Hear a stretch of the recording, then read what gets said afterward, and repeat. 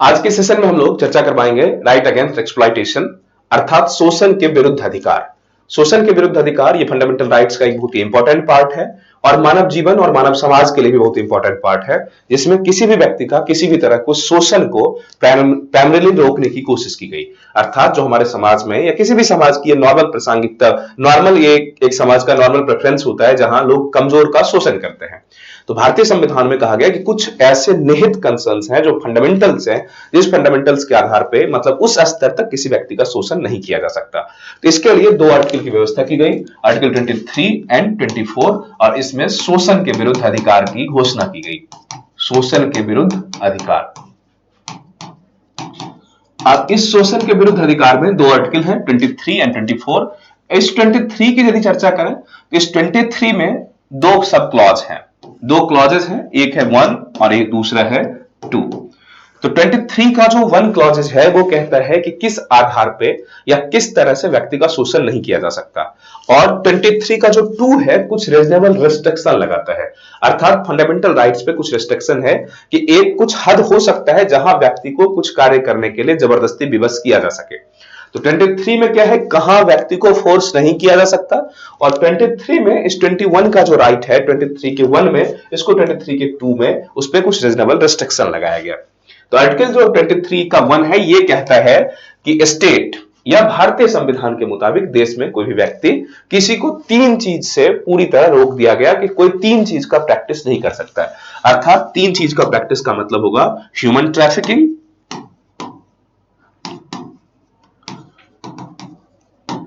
मानव दुर्व्यापार, अर्थात मानव का खरीद बिक्री आप नहीं कर सकते। अर्थात जो मानव का खरीद बिक्री का मतलब मनुष्यों को गुलाम की तरह या एक बंधुआ मजदूर की तरह आप खरीद बेच नहीं सकते। आज भी अफ्रीका वगैरह में देखोगे या पुराने जमाने में तो बहुत प्रिविलेज्ड क्लास ऐसा सिस्टम पूरा का पूरा कंप्लीट प्रिवेल कर रहा था कि जो प्रिविलेज्ड क्लास है अर्थात जो धनी क्लास है, जो एलिट क्लास है, वो गरीबों को ऐसे ही खरीदता बेचता था। आज भी जो मॉरिशस, त्रिनिदाद, टोबैगो वगैरह है वो क्या है, वो हमारे यहां ही इंडिया के ही तमाम लोगों को ट्रैफिकिंग किया जाता था, जहाज में भर के गुलामों की तरफ बेच के उन्हें बेच दिया जाता था। वहां वही लोग जब वहां रहे स्वतंत्रता के बाद उन्होंने अपना स्वतंत्र देश बनाया, ये गलत कंसेंस है। तो बाद में ये कहा गया कि ह्यूमन ट्रैफिकिंग को इलीगल घोषित कर दिया गया। आज भारत में मनुष्यों की खरीद बिक्री का किसी भी तरह पे, किसी भी स्तर पे, चाहे वो किसी भी व्यक्ति द्वारा किया जाए या संस्था द्वारा किया जाए, पूरी तरह रोक लगा दिया। दूसरा इसमें क्या रोक लगाया गया, बेगार पे। बेगार का मतलब होगा कि बॉन्डेड लेबर। अब बॉन्डेड लेबर का क्या मतलब होगा कि आपसे काम तो करवा लिया जाएगा लेकिन आपको पेमेंट नहीं किया जाएगा। तो इसको भी पूरी तरह इलीगल घोषित कर दिया गया। असंवैधानिक और मानवाधिकार के विरुद्ध है ये। बेगार का मतलब ये होता था, कई बार कुछ लोग या तो गुलाम की तरह खरीद लिए जाते थे और गुलामों के कोई राइट्स नहीं होता था, अर्थात उसको कभी भी मुक्ति नहीं मिलती थी। या नॉर्मल प्रोसीजर की बात करें, नॉर्मल समाज में भी कई बार किसी लोगों से कुछ लोगों ने कर्जा ले लिया। तो जो मनी लैंडिंग सिस्टम थी इंडिया में वो काफी जटिल और काफी खतरनाक स्टेज तक ग्रैप्सिंग वाली थी। ऐसे कंसर्न्स में ये होता था कि एक व्यक्ति ने कर्ज लिया उससे, और जो महाजन होता था वो कर्ज के नाम पे उसके इंटरेस्ट को इतना अधिक बढ़ा देता था कि फाइनली उस व्यक्ति को अंत में कर्जे चुकाने पॉसिबल नहीं हो पाते थे। फाइनली वो व्यक्ति उसके यहां नौकरी करना शुरू करता था, और जितनी नौकरी में उसे पेमेंट मिलना चाहिए था, जो या वेजेज उसे दिया जाता था, वो महाजन उसे कहता था कि उससे ज्यादा पर महीने तुम्हारा इंटरेस्ट बन रहा है। अर्थात ये होगा कि जितने वेजेज हैं वो तो देगा ही नहीं, ऊपर से उसका इंटरेस्ट और बढ़ता चला जाएगा। फाइनल ये होगा कि अब वो व्यक्ति आजन्म जन्मांतर के लिए उसके यहां गुलाम बन गया। क्योंकि उस व्यक्ति के इंटरेस्ट जितने अधिक हैं उतना तो महीने की उसकी सैलरी नहीं है, तो उसको सैलरी भी नहीं मिलेगी, और जब तक ऐसा नहीं होगा तो इंटरेस्ट तो बढ़ता ही रह जाएगा। तो फाइनल ये होगा कि आजन्म वो व्यक्ति उसके यहां गुलाम हो जाता था। इसी मनी लैंडिंग की चुंगल से बचाने के लिए बाद में सरकार ने सरकारी स्तर पे लोगों को लोन देना शुरू किया, बैंक का राष्ट्रीयकरण किया, बहुत सारे कंसर्न्स किए जो इकोनॉमिक सेक्टर में हम लोग चर्चा करवाएंगे। तो यहां हम लोग समझते हैं कि बेगार अर्थात बॉन्डेड लेबर को बंद कर दिया। अभी बेगार और बॉन्डेड लेबर क्या था कि बिना पेमेंट का वर्क, बिना पेमेंट का वर्क, अर्थात बिना पेमेंट का वर्क आप नहीं करवा सकते किसी व्यक्ति को। जो तीसरा चीज किया इसने बैन, उसने कहा फोर्स्ड लेबर। इसके अलावा एक अलग टाइप का शोषण था बेगार लेबर में। क्या था उसमें? तो आपको पैसे ही नहीं मिलता था। एक अन्य टाइप का शोषण था जिसमें फोर्स्ड लेबर किया जाता था। फोर्स्ड लेबर का मतलब आपको जबरदस्ती काम करवाया जाता था। सैलरी तो आपको मिलती थी, लेकिन काम वो होता था जो काम आपको पसंद नहीं है, या फिर जितना काम करना है उससे ज्यादा काम करवाया जाता था। तो इसको भी रोक दिया गया। कहा गया कि व्यक्ति की स्वतंत्रता होगी कि उसे कौन सा काम करना है, कितने घंटे काम करने हैं। हाँ, लेकिन यहां ध्यान रखो, मान लो कोई ऑर्गेनाइजेशन है, कोई ऑर्गेनाइजेशन ने अपना पर्टिकुलर रूल बनाया कि हमारे यहाँ 8 घंटे काम करने हैं या 6 घंटे काम करने हैं, और आपने उसके टर्म्स एंड कंडीशन को यदि माना है तो फिर आप उसमें विरोध नहीं कह सकते। आपने, हाँ, एक सुविधा होगी। पहले क्या था फोर्स्ड लेबर में? आपको क्विट करने का ऑप्शंस नहीं था। यहां यह है कि आपको क्विट करने का ऑप्शंस होता है, तो इसको भी रोक दिया गया, अर्थात फोर्स्ड लेबर। फोर्स्ड लेबर का मतलब बलात् श्रम, जबरदस्ती किसी से कार्य करवाना। तो इन तीनों ही चीजों को रोक दिया गया। अब इन तीनों ही चीजों को रोकने के लिए ही कहा गया कि ये जो तीनों चीज है, इसका यदि कोई प्रैक्टिस करता है तो ये भारतीय संविधान, भारतीय व्यवस्था के खिलाफ होगा, और इसके लिए उसे सजा दी जाएगी। अर्थात पार्लियामेंट के पास या स्टेट के पास राइट्स हैं कि इन तीनों चीजों का जो भी कोई प्रैक्टिस करता है उसके लिए स्पेशल नियम बनाए, स्ट्रिक्ट नियम बनाए, और दोषी को कड़ी से कड़ी सजा दे। इसके लिए ही भारतीय संविधान, जो हमारे सरकार है, उन्होंने 2 एक्ट बनाए। 1956 में 2 एक्ट बनाया गया। एक एक्ट था सीता, इसको कहा गया कि suppression of illegal immoral trafficking of womens and child, महिलाओं और बच्चों, खास तौर पे गर्ल्स के लिए कहा गया कि महिलाओं और बच्चों और गर्ल्स एक्सेट्रा का इमोरल सप्रेशन, जो ट्रैफिकिंग हो रहा था, अनैतिक व्यापार हो रहा था, उसे रोकने के लिए ये एक्ट बनाए गए। और दूसरा बाद में बना दिया गया पीता। इसका मतलब यह होगा कि prohibition of illegal trafficking act, अर्थात किसी का भी इलीगल, जैसे इसमें क्या था, इसमें था immoral trafficking of womens and childs and girls के लिए स्पेशली था। तो पहले यह होता था कि सामान्यतः जो व्यापार होता था मनुष्यों में, वो गर्ल्स, बच्चे या विमेंस का ही होता था। बाद में यह हुआ कि नहीं, पुरुषों के साथ भी तो ऐसा होता ही होगा, इसीलिए कंप्लीट प्रोहिबिशन बना दिया गया, अर्थात prohibition of immoral trafficking act, पूरी तरह इस पर प्रतिबंध लगा दिया गया। तो ये 2 एक्ट बनाए गए।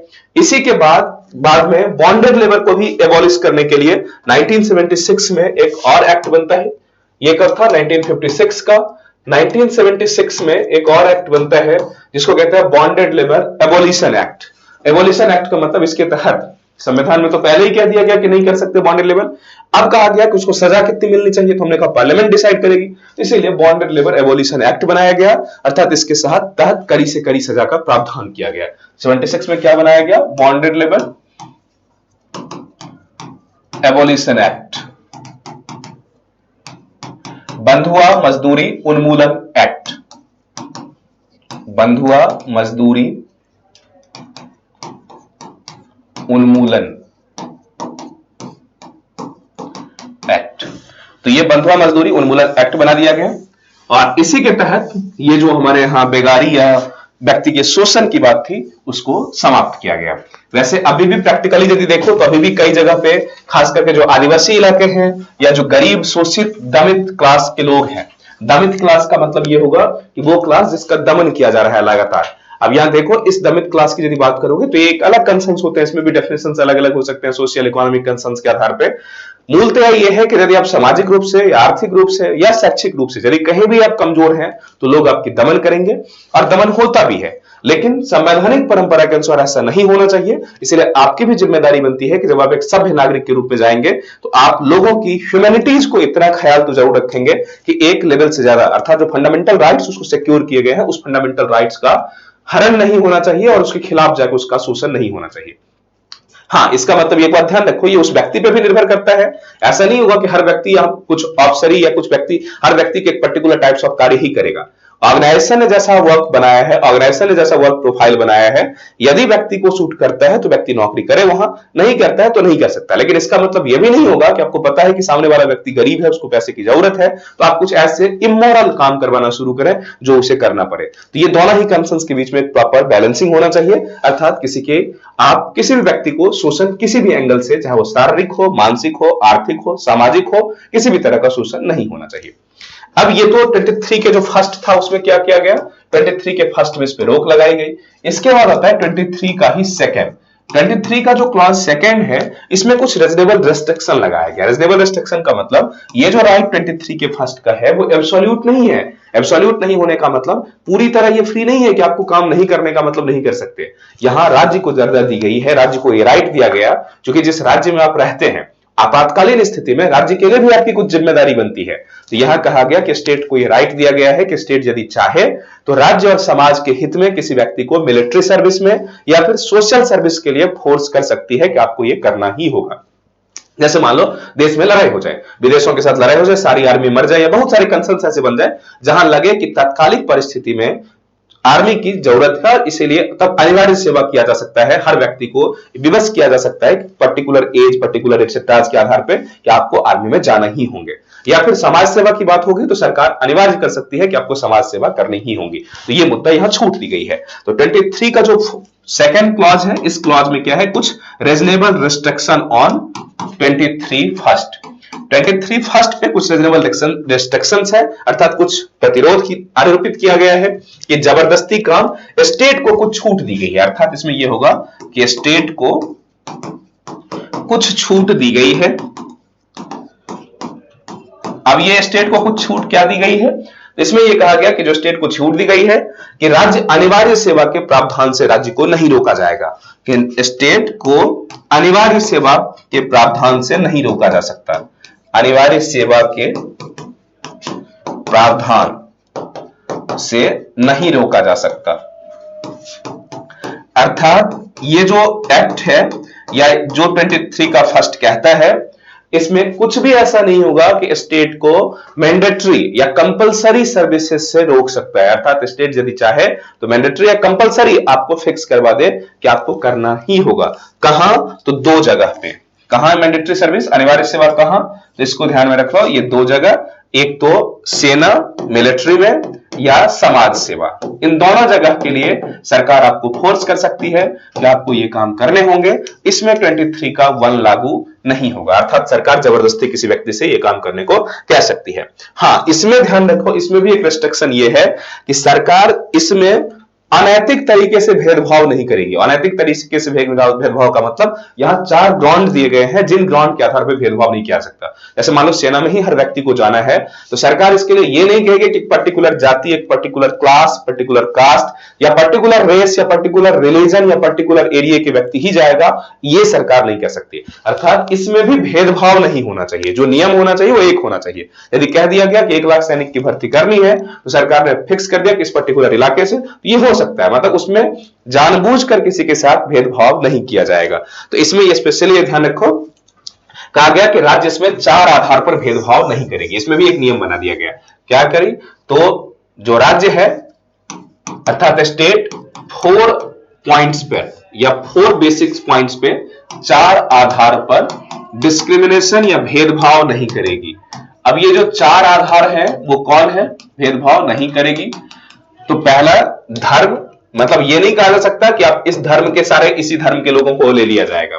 धर्म, नस्ल, नस्ल का मतलब आपका जो रेस है, रेस के आधार पे भी आपको स्पेशली फोर्स नहीं किया जा सकता। हां, कॉमन है, सबके लिए तो हो सकता है। धर्म, नस्ल, इसके साथ जाति और वर्ग। जाति मतलब आपकी जो कास्ट है इसके आधार पे भी नहीं, और वर्ग, वर्ग का मतलब आपका जो क्लास है, जैसे क्लास का मतलब कोई गरीब है, कोई अमीर है, कोई धनी है, कोई व्यापारी है, तो इस 4 आधार पर राज्य भेदभाव नहीं कर सकती, धर्म, नस्ल, जाति और वर्ग के आधार पर। हां, एक कंसर्न हो सकता है कि मान लो यदि एरिया, रीजन की बात करें तो क्षेत्र के आधार पर भेदभाव कर सकती है। यहां भी क्षेत्र के आधार पर भेदभाव का मतलब वो भी रीजनेबल होना चाहिए। रीजनेबल का मतलब क्या होना चाहिए कि जैसे मान लो पहाड़ी एरिया में किसी आर्मी को भर्ती करनी है अनिवार्य रूप से, तो वहां फिक्स कर देगा कि पहाड़ी एरिया के लोगों को ही लिया जाएगा जिसे पहाड़ी टेरेन के बारे में जानकारी हो। ऐसा नहीं कि पहाड़ी टेरेन या पहाड़ी लैंडस्केप के बारे में आपको जानकारी नहीं है और मैदानी इलाके वाले लोगों को भेज दिया जाए, या मान लो बर्फीले इलाके में भेजना है तो उस पर्टिकुलर वर्ग के लोगों को ही भेजा जा सकता है। वहां रीजनेबल रिस्ट्रिक्शन होंगे, लेकिन वहां भी ध्यान रखो कि सरकार की जो इच्छा है यदि मैलिफाइड है, अर्थात यदि सरकार की इच्छा किसी भी तरह से गलत है तो इसका विरोध हो सकता है। और इसीलिए कहा गया कि जो हमारे यहां फंडामेंटल राइट्स है या पूरा कॉन्स्टिट्यूशन है, क्वेश्चन पढ़ने का राइट किसे है? न्यायपालिका को। न्यायपालिका में किसको?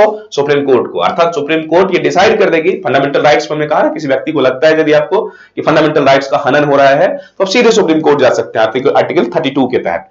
अर्थात यहां भी यदि सरकार का इंटेंशन मैलिफाइड है, सरकार का इंटेंशन दोषपूर्ण है, तो वहां जा सकते हैं। मतलब यह हुआ कि सरकार अनिवार्य सेवा के लिए अनिवार्यता तो बना सकती है, नेसेसिटी कर सकती है, लेकिन उसमें भी सरकार गलत तरीके से डिस्क्रिमिनेशन नहीं कर सकती। ये क्लियर हो गया? ये था 23। अब 23 के बाद आते हैं जो आर्टिकल 24 की बात करते हैं।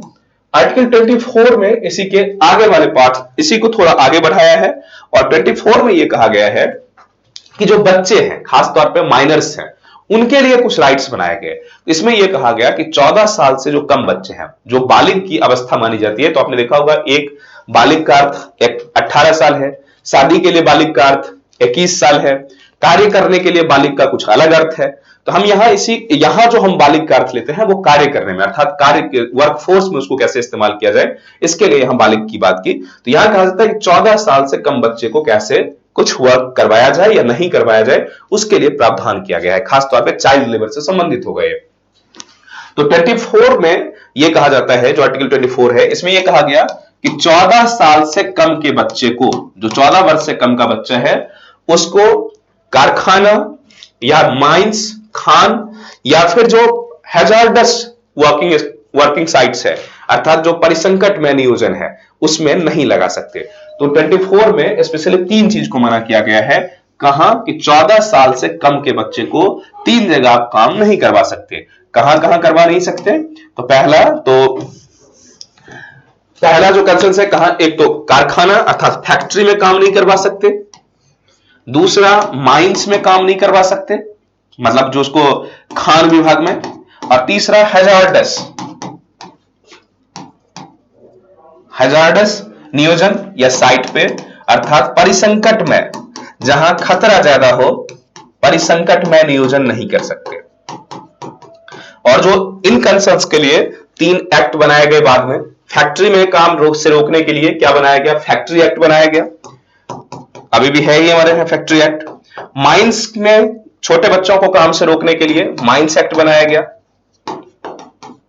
और परिसंकट में, अर्थात हजार्डस कंसर्न्स में, जहां बहुत ज्यादा खतरे की संभावना है, वहां बच्चों को रोकने के लिए भी यहां के लिए बनाया गया employment of child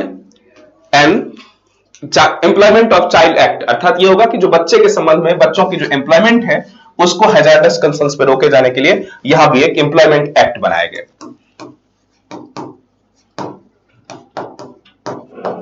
employment act के तहत तमाम एम्प्लॉयमेंट एक्ट बनाए गए। उन तमाम एक्ट्स के तहत यह डिसाइड किया गया कि कौन कौन सा जगह है जो परिसंकट में है, जो हैजार्डस है, जहां बच्चों को नौकरी नहीं दी जा सकती। यह है हमारा 24 का जो पार्ट है। 24 में यह कहा गया। अब इसी 24 में यह कहा गया, तो इसी के तहत कुछ जो नियम क्या बनाए गए, 1986 की बात करें, मतलब 24 में स्पेशली चाइल्ड लेबर से संबंधित ये रहा है। चाइल्ड लेबर में क्या कहेगा? 14 साल से कम बच्चे को 3 जगह आप काम नहीं करवा सकते, factory, mines and hazards site. और इसके लिए ही 1986 में एक एक्ट बनाया गया जिसका नाम था child labour prohibition act. Child labour prohibition act, अर्थात बाल श्रम निषेध, बाल श्रम को निषेध करने के लिए एक्ट बना दिया गया। इस एक्ट के तहत छोटे बच्चों को काम करने पे पूरी तरह रोक लगा दी गई। बाद में इसमें संशोधन होता है 2015। तो अर्लियर क्या था, इतना डिटेल हमें करने की आवश्यकता नहीं है। 2015 के बाद फाइनल आते हैं कि 2015 के संशोधन के बाद आज जो हालात है, स्पेशली ये था कि भारत में इसका कंसर्न थोड़ा समझ लो, 2015 में संशोधन क्या हुआ, क्यों इसकी आवश्यकता थी। दरअसल यह है कि अभी भी जो छोटे छोटे बच्चे हैं, जो इंटरनेशनल लेबर ऑर्गेनाइजेशन है, वो डिसाइड करता है कि लेबर के लिए जो कार्यशैली है या जो उसके कार्यस्थल की जो कंसर्न्स हैं, वहां के जो एनवायरमेंट है, वहां के जो प्रकृति है, उसे कैसे डिसाइड किया जाए, कैसा होना चाहिए, व्यक्ति को कार्य करने की कितनी गरिमा, कैसी, मतलब उसको कैसी सुविधाएं दी जानी चाहिए एंड सो ऑन। तो यहां यह कहा जाता है कि जैसे मान लो चाइल्ड लेबर पूरी तरह रोक लगा दिए, तो भारत में ऐसी परंपरा रही है, या आप लोगों ने भी देखा होगा, जब आप छोटे बच्चे थे तब भी आप खेत में काम हो रहा है, तो अब स्वतः ही खेत पहुंच गए। या किसी का फैमिली बिजनेस है तो छोटा बच्चा ऑलरेडी उसमें इन्वॉल्व हो जाएगा, और होना भी चाहिए, होता भी है। इसको यदि हम पूरी तरह रोक दें, जैसे आईएलओ क्या कहता है, चूंकि पश्चिम के जो कंसर्न्स हैं वो कंसर्न्स अलग हैं, भारत के कंसर्न्स अलग हैं, वहां बच्चों के राइट कुछ अलग तरीके से परिभाषित किया जाता है। जर्मनी वगैरह में क्या है, छोटे बच्चों को आप पीट देंगे तो वो पीटना भी बहुत अपराध की श्रेणी में होगा, माँ बाप जेल चले जाएंगे। हमारे यहाँ भी है कि छोटे बच्चों को पीट नहीं सकते स्कूल के लिए, लेकिन आपको लगता है कि छोटे बच्चों को पीटा नहीं जाएगा तो बच्चे पढ़ सकते हैं? या कितने माँ बाप हैं ऐसे जो इस नियम को मानते हैं कि बच्चों को पीटना नहीं चाहिए? और दूसरा कंसर्न है कि नियम तो अलग कंसर्न है, होना भी क्या चाहिए ये भी तो कंसर्न है। भारतीय परंपरा, भारतीय परिवेश में छोटे बच्चों को काम पे लगाया ही जाता है, और काम के साथ साथ उसकी पिटाई एक्सेट्रा भी होती है। तो एक आईएलओ के बीच में और भारतीय परंपरा के बीच में लगातार एक कॉन्फ्लिक्ट की स्थिति बन रही थी, संघर्ष की स्थिति बन रही थी कि कैसे हम बच्चों को पूरी तरह रोकते हैं। मान लो किसी का फैमिली व्यापार है, उसमें बच्चा भाग लेगा या नहीं लेगा? क्यों नहीं लेगा? लेना ही चाहिए उसको, यदि उसकी छुट्टी मिलती है तो। ऐसे तो क्या होगा? तो ऐसे कंसर्न्स में 2015 में इसमें संशोधन हुआ, और कुछ संशोधन के बाद बच्चों को कुछ जगह पे काम करने के लिए अलाउ किया गया। कहां अलाउ किया गया? तो 2015 में कहा गया कि जो फैमिली प्रोफेशन है, फैमिली प्रोफेशन का मतलब पारिवारिक बिजनेस है, फैमिली प्रोफेशन, किसी को यदि पारिवारिक व्यापार है तो उसमें बच्चा भाग ले सकता है। तो बच्चा भाग ले सकता है, बच्चा मतलब कौन? 14 साल से कम। यहां बच्चा किसको कहा जा रहा है? 14 से कम वाला, कम उम्र का। तो बच्चा भाग ले सकता है फैमिली प्रोफेशन में। हाँ, स्पेशली ध्यान रखो, कब? तो जब स्कूल से छुट्टी मिले या वैकेशन हो तब। दूसरा, फैमिली प्रोफेशन के साथ जो उसका नॉर्मल स्पोर्ट्स वगैरह है, सामान्य स्पोर्ट्स वगैरह में भाग ले सकता है, लेकिन यहां स्पेशली ध्यान रखो, खतरनाक स्पोर्ट्स जैसे सर्कस वगैरह है, सर्कस वगैरह में भी छोटे बच्चों का नियोजन किया जाता है, वो नहीं हो सकता। खतरनाक खेल को छोड़कर, खतरनाक खेल अर्थात सर्कस एक्सेट्राज को छोड़कर, एक्सेट्राज में नहीं, मतलब सामान्य स्पोर्ट्स है उसमें बच्चे भाग ले सकते हैं। और तीसरा ये कह रहा है कि जो इंटरटेनमेंट है, मतलब खेल या मनोरंजन वाले कंसर्न्स हैं, अब छोटे बच्चे को ही मनोरंजन करना है, जहां छोटे बच्चों के लिए मनोरंजन का कंटेंट बना रहे हैं वहां छोटे बच्चे काम कर सकते हैं। Entertainment, entertainment industry. हाँ, यहां ये ध्यान रखो बच्चों का शोषण न हो, इस बात को ध्यान रखा जाता है। तो 2015 में कहा गया कि इन तीनों जगहों पे बच्चे काम कर सकते हैं, स्पेशली 14 साल से कम वाले। लेकिन वो कब करेंगे? तो ये कहा गया तब जब वो स्कूल से छुट्टी होगी, आफ्टर स्कूल,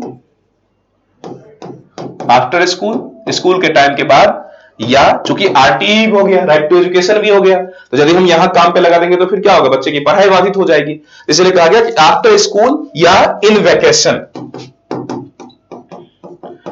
या तो छुट्टी में या फिर स्कूल के बाद,